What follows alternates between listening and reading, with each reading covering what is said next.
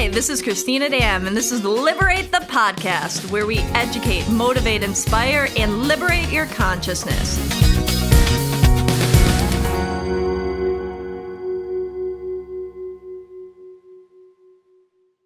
So we have some of the most interesting, unique, and amazing meditations, I think, in the world. I mean, we have past life regression meditations, guided hypnosis meditations, Akashic record meditations, as well as healing meditations. Our meditations are pretty cool. And they're not just about stillness of mind and peace and sit there, I mean, we have those too. Don't get me wrong, but these are about meditations that are going to shift and change, and you're going to walk out of there feeling lighter, freer, healed, and even getting guidance and insight. So come down, experience one of our meditations. They're pretty badass.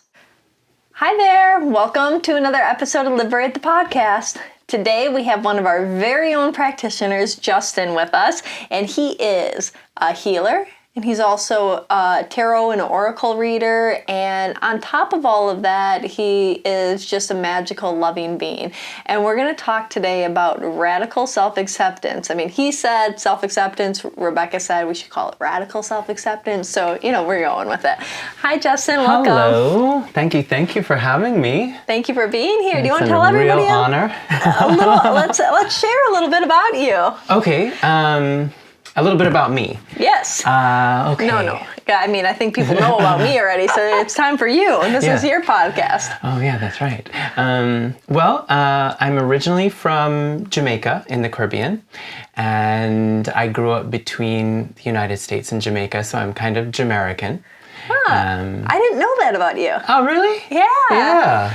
I am Jamaican. Jamaican. I like that. I sort of found myself, I guess, in this magical cosmic world that we live in from a very young age, I suppose. We all have this, we're all born into the world of magic and hocus pocus and goodness. Well, I mean, isn't the world magic, right? Absolutely. I mean, we're floating around on this globe and random space, and we're held together by an invisible force called gravity. Yes, exactly.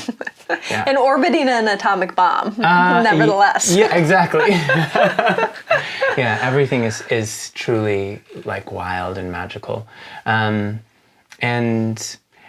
I from a very early age, I just sort of felt kind of called to all things esoteric and magical, and it sort of led me in a very circuitous way to where I am today, where now I read tarot and oracle and do energy work and channel and write and do all sorts of other creative things. It's been a real process, a process of discovery. I think my very first foray into it was I got a book called Buckland's Complete Book of Witchcraft, which was really fascinating for me. And through that book, I started to read a lot of different things that were sort of coming through the Golden Dawn, which was, the group that existed in Great Britain around the turn of the century. And then through my mom and being a teenager and going through all the things a teenager goes through at 16, my mom gave me Louise Hay's You Can Heal Your Life.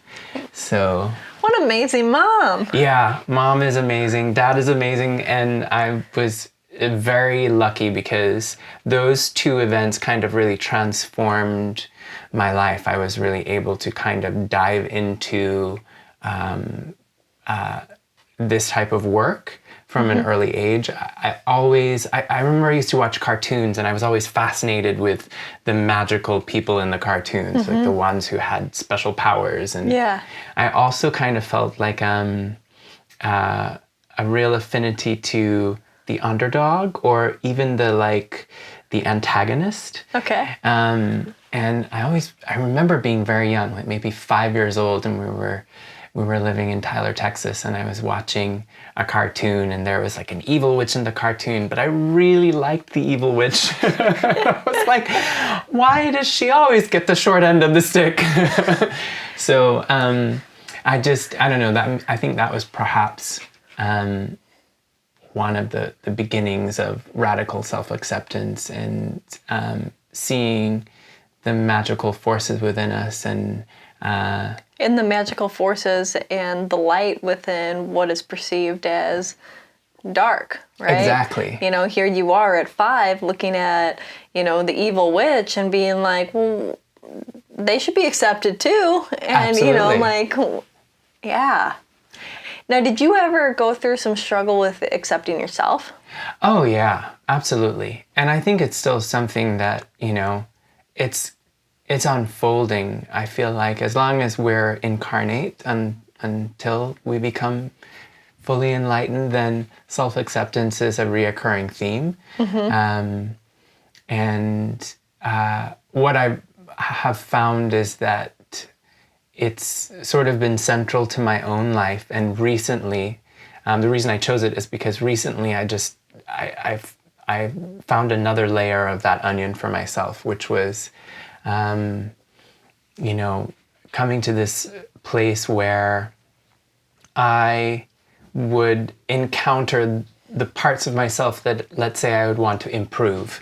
Okay. You know, and I'll say improve in quotation marks because we're all divinely perfect. Yeah. But something I was working on. And in the past, there was always this sort of awareness that this part of me is going to change, or I'm going to work on this part of myself and it's going to transform. And I'm going to love myself now, but this is going to change and it's going to be like this in the future. And I think that I sort of came to this point, and maybe this was, you know, the divine magic of age, but I realized that there were things that won't change. You know, I had family members pass away, and that I wouldn't be able to sort of reverse that. I got older, and I wouldn't be able to necessarily, at this point, reverse that. Being very optimistic about this. I like how you're not saying that's for certain. You're like, not necessarily. You know, there's still hope. Yeah, we gotta keep all the doors open, right? Well, there might be some time machines invented. You never know. We have really amazing technology that's going on all levels.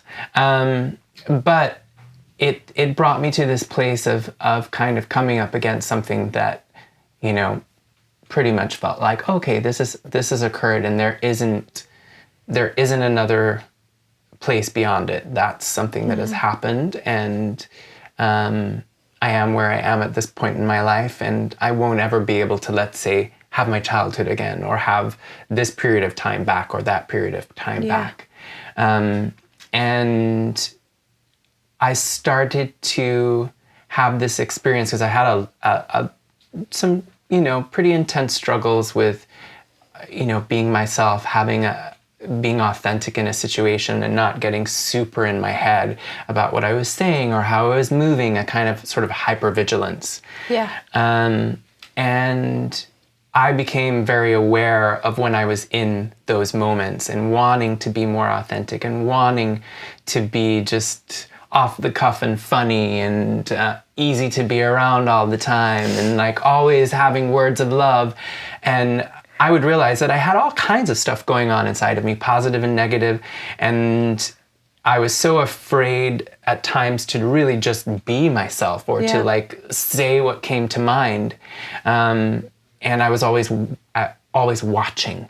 And then I came to this point where that sort of way of observing myself became automatic, that it sort of became who I was. And I was like, oh, I want to change that.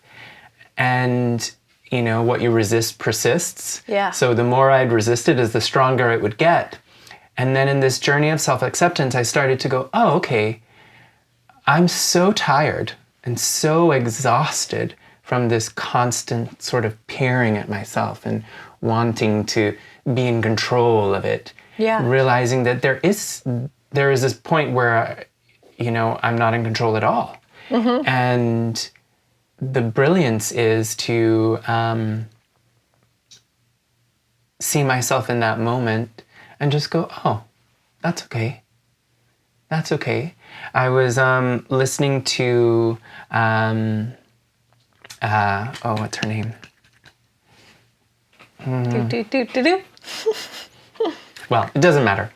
You were listening to somebody. I was listening to another podcast, Okay. and two people were talking, and they were talking about self-acceptance. And I believe the wording was, to be able to find mercy for yourself. Okay. And I recognized that because it was around the passing of someone, and I remember when my aunt passed away, and when someone dies, you have all of these things come up, and emotionality is so intense at that time. Yeah. And synchronicities, all sorts of really wild things start occurring when someone is going to pass, and it's this kind of wild acceptance of the imperfectness of who they are and the imperfectness of what happens when people are coping with death. Yeah. And about finding mercy for oneself in that circumstance really resonated with me and that it boils over into every aspect of life. It's like, I'm having a negative thought. Okay, I'm having a negative thought. Yeah. This is okay. And I can choose how I notice myself in that moment. And how it used to be was like, I was going to fix it. And then I realized, okay, the more I try to fix it is the less I can. And then I would sort of tolerate myself, and I'd be like, I would have these feelings or thoughts, stuff come up again, or I'd be in a social situation and I'd be super in my head and really anxious. And I just sort of, be biding my time. Yeah. And then I got to this point where I just started to observe myself and to go, oh, you know what? I love you anyway. It's okay. I'm going to be okay with the fact that I'm not okay with this. And that... I'm going to be okay that I'm not okay. That's people, that's one of the hardest things to get to. It's not even just about accepting, not accepting. It's about getting to that space of admitting that when things aren't okay, they can be okay. Yeah.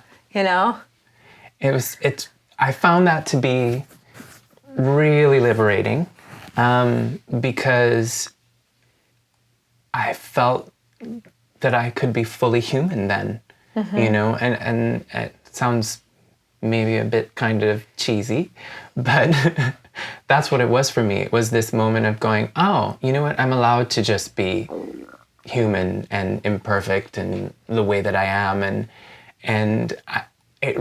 Although I sort of understood this in maybe in a textbook way, that someone who loves themselves is able to accept what occurs for them and who they are and what's happening in their life, even if it's something that they want to change.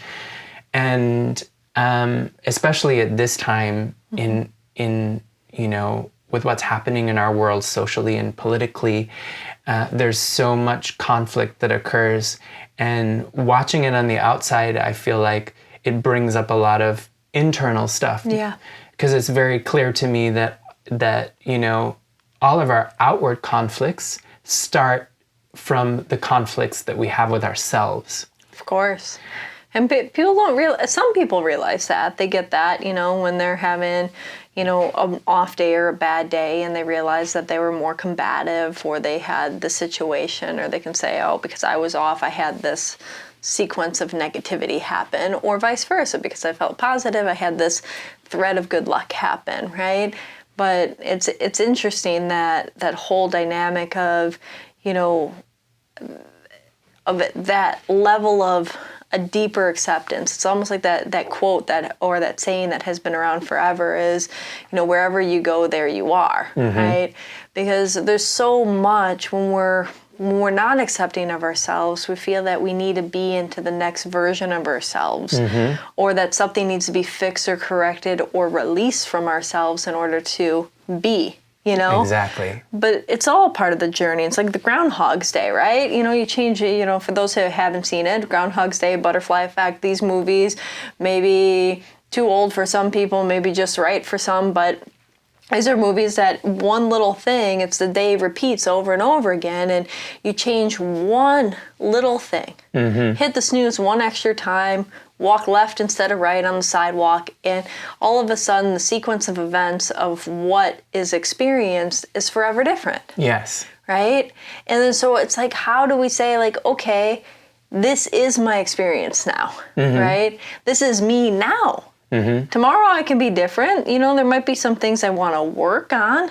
But, like, are you mad at yourself if you picked up a new hobby, like playing the guitar, and you're not the best player immediately? Or would you give yourself loving grace that you're going to go through steps of learning? Right. And through that process, soon you will know that learning the different chords then allow you to learn different songs, and then allow you to soon be able to play and make up your own songs, right? Exactly. But there's a process that people have when they're learning something new that they give themselves love and grace. But we're always learning newness about ourselves, right? And so, like, how do you give yourself loving grace of, like, okay, you might not be the best communicator, you might not be the best at this, or you might not know how to be that great in a relationship, or you might not know how to whatever. Yeah. But how do you, like, say, well, this is where I'm at? Yeah. You know what? I also, it's sort of occurring to me now, but this can pull on a little Brene Brown. That part of that self-acceptance, part of going, I'm not okay and it's okay, is that willingness to experience a sense of shame around something, and to be vulnerable with myself, but also, like, sometimes there comes a point where in order to grow, to soften, to embrace, is to be vulnerable around other people. Yeah. And that idea, we have, I think, such, each person kind of develops their own idea of what is wrong and right, and then whether or not something is positive or negative. And even if we, like, for example, for myself, I would like to think that my conceptual understanding is that all events and things are neutral in their intrinsic form. Yeah. But it's really how we apply meaning to them that determines whether or not they're positive or negative. Absolutely. And I mean, for those that are listening, if you've ever, like, just go back in your life and see that situation or circumstance that when you were going through it, it was the worst thing that could have ever happened. A nice one is, like, a past lover that years and years ago that you break up with, or they break up with you, whatever the case is, you're heartbroken, but then as the months turn to maybe years or whatever, then you meet somebody new, and then you're like, oh, thank God that happened, or that taught me so much about myself, or I grew as a result of that whole situation. But it's not long before you look back and you see what was once a negative becoming a positive, right? Absolutely. And if something can be both negative and positive, to, beat a dead horse like what you're saying, then how could it be intrinsically one or the other? Exactly. Exactly. And I think that that's the, that's sort of the crux or the beginning of the situation. And then as something occurs, there is the sort of perspective, positioning, the way we've sort of been constructed emotionally, psychically to encounter what happens. And so something comes up and I'm judging myself. And there is that moment where if I'm not necessarily going to change it, fix it, and I'm having the feeling of, like, being wrong or not being good enough or anything that's sort of negative, that being able to actually be in that uncomfortable space and go, I'm in, and feel it and be like, oh, self-acceptance is here. It's at this, like, point where I feel like an emotional crisis and I go, good, that's okay. Yeah. This is it. Like, here it is. This is the juicy part, the part that makes your hair stand on end, that makes you want to scream, cry, run, flip backwards, any of the, throw something, whatever it is, like, And that moment when whatever it is that comes up, and then you can sort of, you catch it and you go, I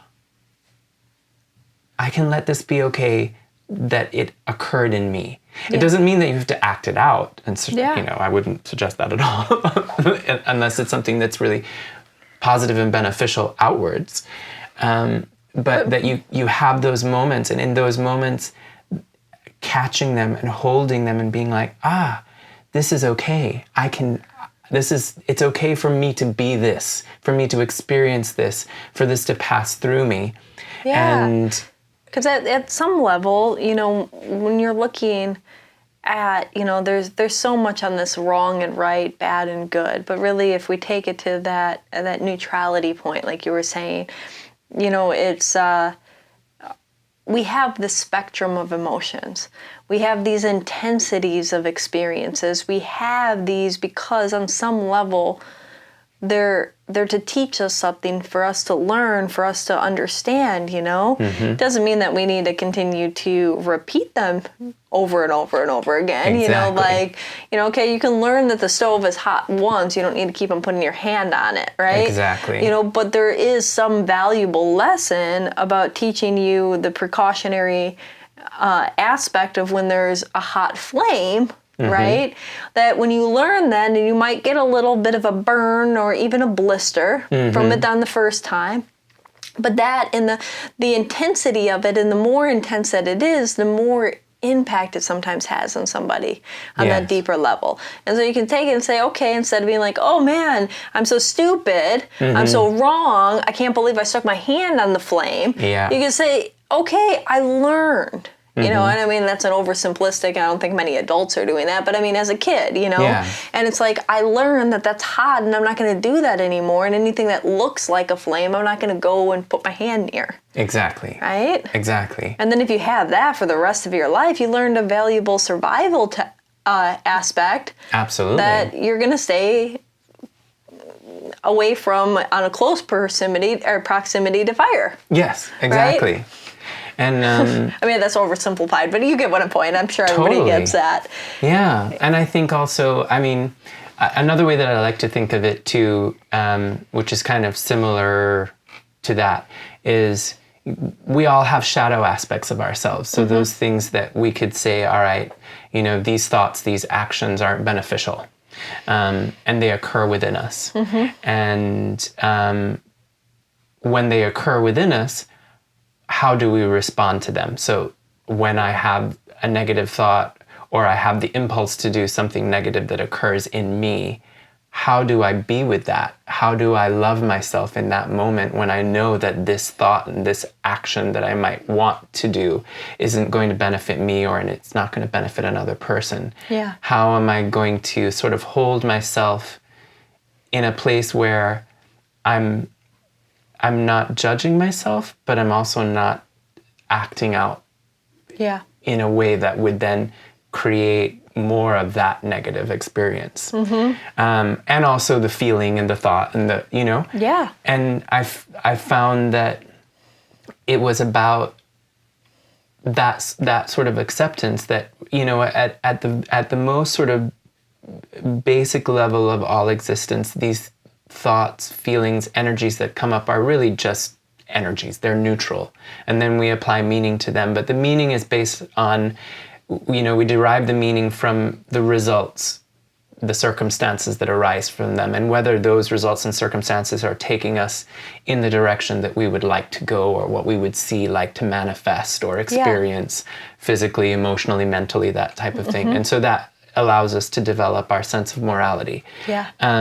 But when we know that something is arising that isn't beneficial, how in that moment can I hold myself still in love, allow myself to be this yin and yang, this dichotomy of things that are beneficial and not beneficial, but hold them in grace and hold them in love. And I think that self-acceptance, the better I get at it for myself, that sense of compassion for where I'm struggling, then when I go out into the world, I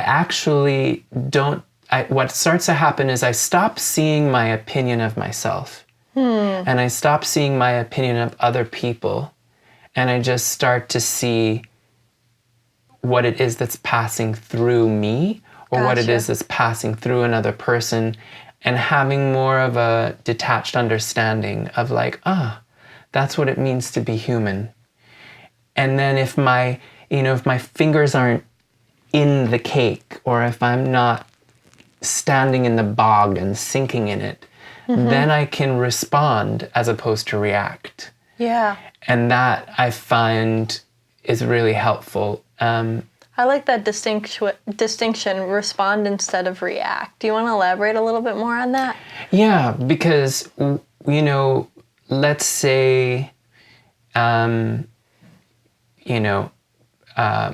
that comes up for you is like a bog. It's sticky and goopy, and if you get into it, you're going to sink and you'll be stuck in it.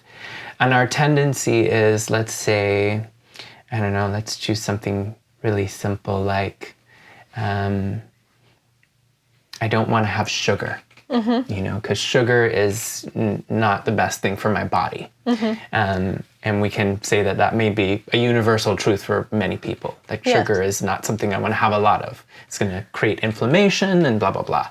But I go to the cafe and I see a cookie, and it's like made with high fructose corn syrup. So we're going for the worst type of sugar we could possibly have. And I want it.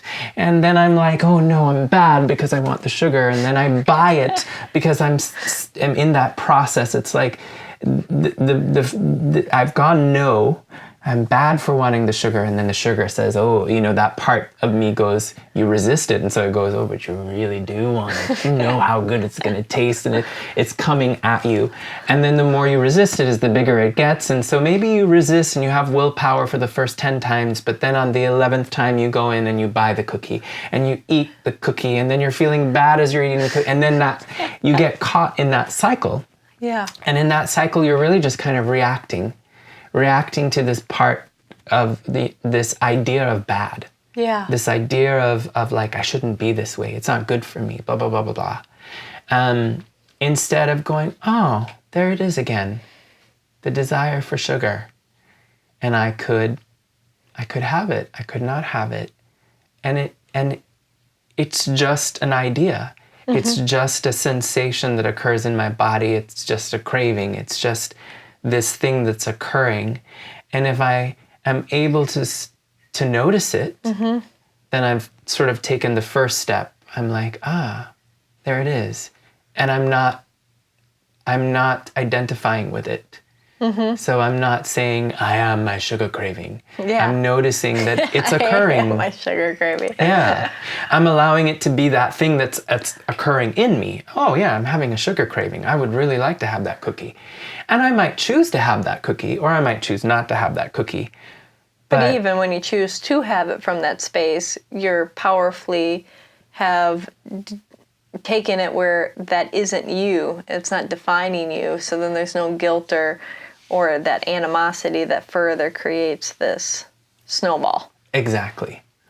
Or to take it even a step further, like I might be having guilt and animosity, but I'm still able to kind of look at it and go, I am having guilt and animosity. I'm experiencing all of these layers, all that complexity of being human and wanting something that on one level may not be good for you, or something that you just don't want to participate in that moment. Yeah. And you want to be able to have, to make that choice easily for yourself. Yeah. And I think that it's the more sort of, detached in a positive way that and it comes from the sort of detaching from the stickiness, like Pema Chodron talks about Shepna, when you're meditating, the stickiness of thoughts. And I like to think of it as like, if we think about, human experience as kind of having a polarity. At one end you have aversion, and at another end you have craving. And where you are in that sort of spectrum kind of shifts back and forth. And aversion is where you're running from something. You're just no, no, no, and you're closing the doors and you're hiding. It's the horror movie. Yeah. And then craving is where you are like, you know, you're at the cookie jar and you just can't stop and you just go. It's the addiction side, you know? Yeah. And the way I like to think of them is that, you know, they're really just one version of an energy, or let's say a way that I could look at it is like there's this me, another me that's sitting at the table across from me. Yeah. And when I go one way, it's aversion, it's the fearful me that's running away. And when I go completely the other way, it's craving and it's the addicted me. And in my mind, I've made them into monsters. Yeah. So that when these monsters are with me, I'm resisting them. I have judgments about them. But when I can invite them to sit to the table and look at them in all of their, and I'm going to put this in quotation marks, ugliness, and just know that that ugliness is part of the experience of being human. It's one of the things that we experience in humanity. It's just part of the deal. Yeah. You know? Just like feeling good is part of the deal, and being able to have positive experiences are part of the deal. And if I can have them to tea and not run away or like consume, Yeah. then, you know, we can just be in the room together, and it can just be okay that we exist in relationship to one another. That other part of me then isn't something I'm resisting. It can become this part of me that allows me to actually have compassion for myself, but for other people too. Yeah, because you're accepting, which gets back onto our topic of the radical self-acceptance. You know, you're accepting these different aspects and parts of yourself. Yes. And if you accept that in yourself, then you're going to accept that in another. Exactly. And you know, what irritates us most about other individuals and other people's behaviors is often a mirror that is reflecting back of some aspect of ourselves that we haven't had a healing or acceptance of. Yes. You know? And it can be the energy around, or it can literally be the same behavior, right? You know, but whatever that is, when examined, there's something to be looked at. And so you can always tell, like, how much do you accept yourself? How much forgiveness and forbearance do you, like, allow for others, right? Yes. You know? Yeah. And if you have a short fuse and a short, you know, allowance stick for other people's behaviors, actions, and reactions, then you probably need to work on yourself a little bit. Yeah. And no, that's not to say that you can't decide that you don't want to be around something or you'd rather not engage with something. Yeah. But whether, like, does that make you, like, you know, violently angry? Do you, like, are you getting disgusted? Are you getting super annoyed? Like, what is that? Because you can powerfully choose to just disengage and walk away and say, well, that's their behavior. I don't have to put up with it. I don't have to interact with that individual. I don't have to be privy to that conversation. Exactly. But that's when you do and act in that way, you're still accepting them. You're saying, okay, that's what they're doing, that's what they're going through. I'm accepting. I'm just choosing to not allow that to be part of my reality. Exactly. But if you're having such a thing where you're up at night and you're so annoyed because of somebody's behavior, action, reaction, or that, and you know, and people have all been there at certain times where it's like you can't get something out of the head, and why would somebody behave that way, or why would they be that? Well, what about that? If you look at that behavior and what is that about, that you're not accepting you? Yeah, exactly. You know? I think life is always offering us feedback. Like you're saying, it's always mirroring. And there are those moments where we can choose to activate a boundary. Like, this is an energy or a behavior that I know is really toxic or negative for me. So I'm going to choose to step out of this circumstance. And that I think is like a healthy exercising of one's boundaries and knowing how to look after oneself. Yeah.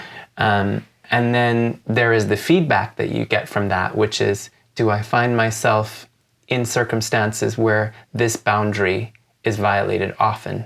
And then if that is a pattern that I notice, like, this is a boundary that gets violated often for me, it keeps coming up again. What is it telling me about Yeah.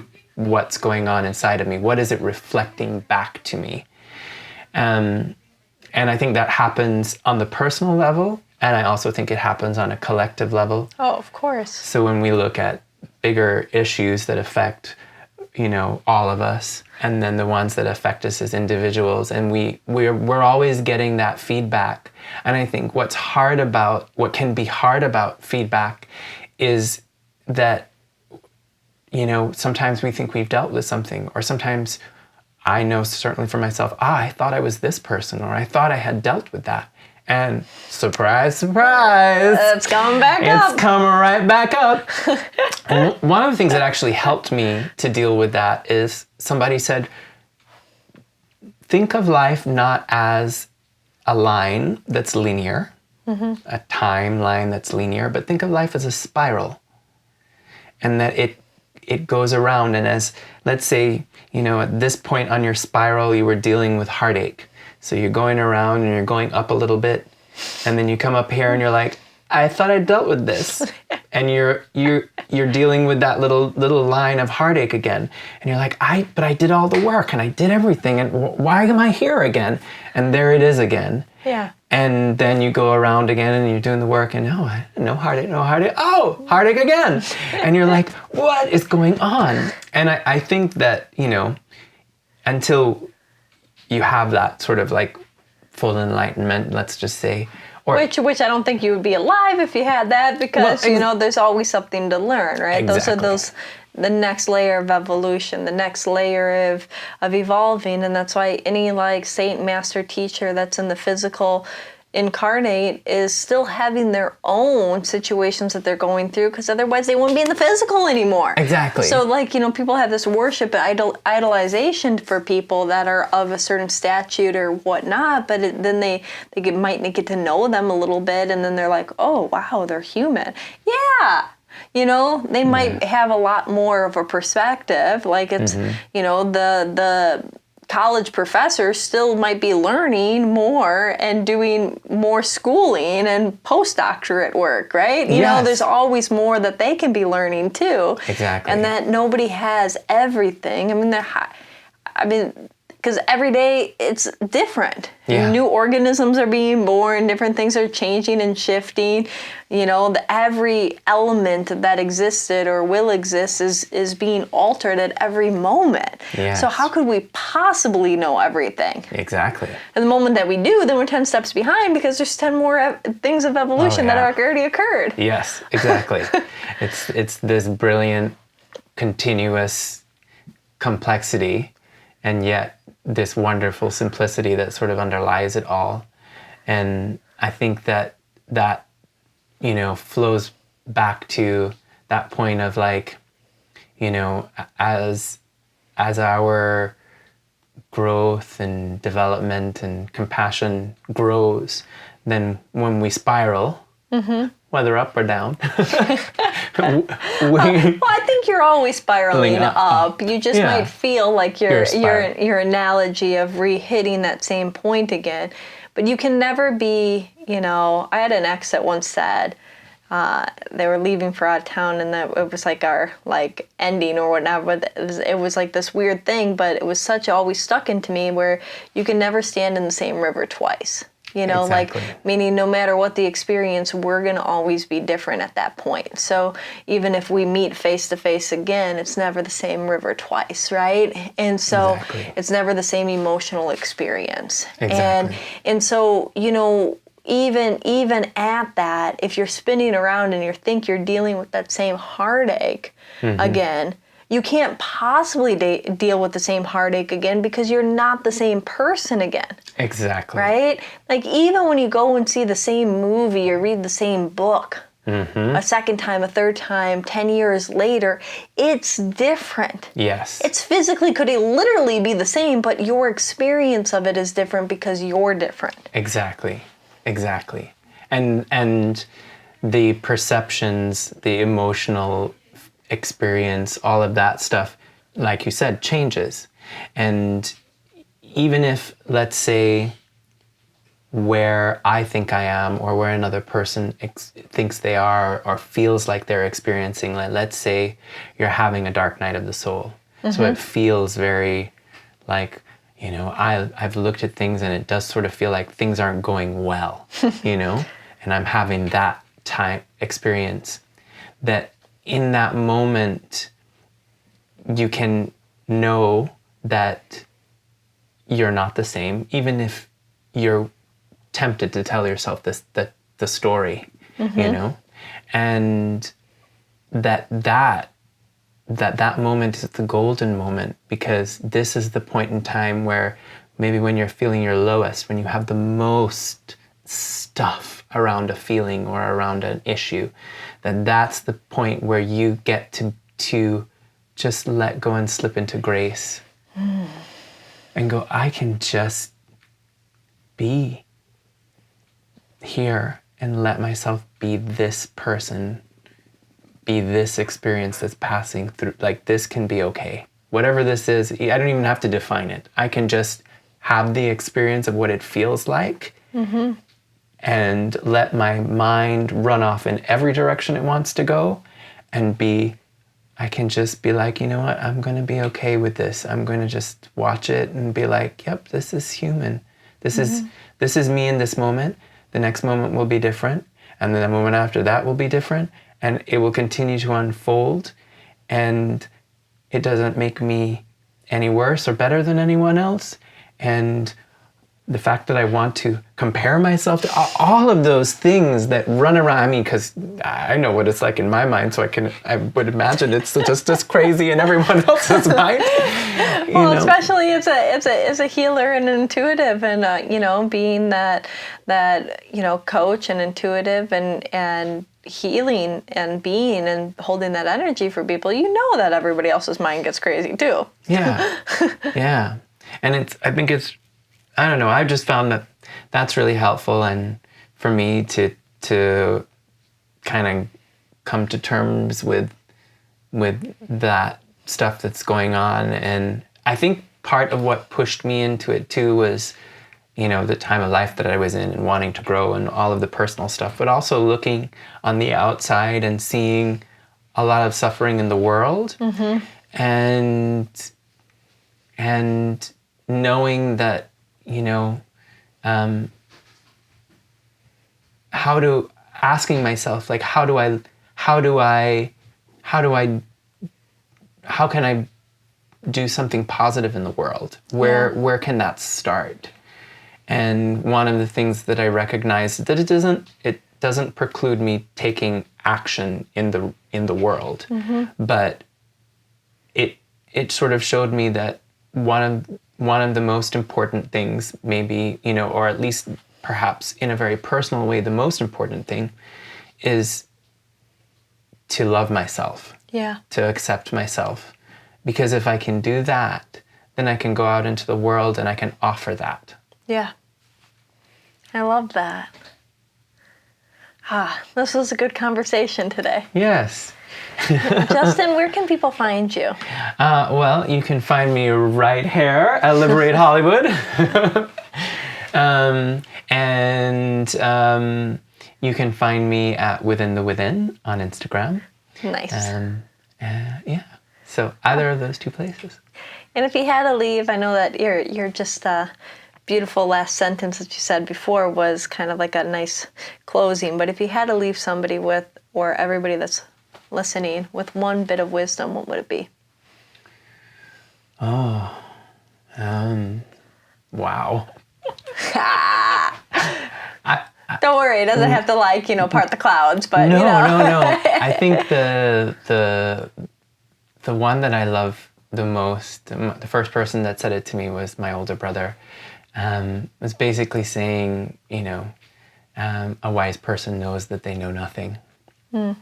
And I think that life is like that in a way, as we move through an experience and we you know, learn something about it or gain a sense of mastery or get good at something, or learn something, there's always something more, something unfolding. Like you said, life is constantly reinventing and renewing and changing and spiraling and doing magical things, you know? And I think that that's also another part of self-acceptance, and is to recognize that, you know, our knowing is so limited. Our wisdom is always extending itself, and having that openness and willingness to learn more and always have more to learn. Yeah. Beautiful. I love it.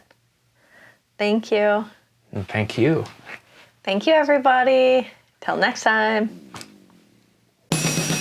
If you enjoyed this conversation, like it, subscribe, and share it with your friends. If you want some more amazing resources on your path of liberation, head over to liberateyourself.com and sign up for our mailing list. Connect with us on Facebook, Instagram at Liberate Hollywood, all one word, or Liberate Emporium, all one word. Until next time, liberate yourself.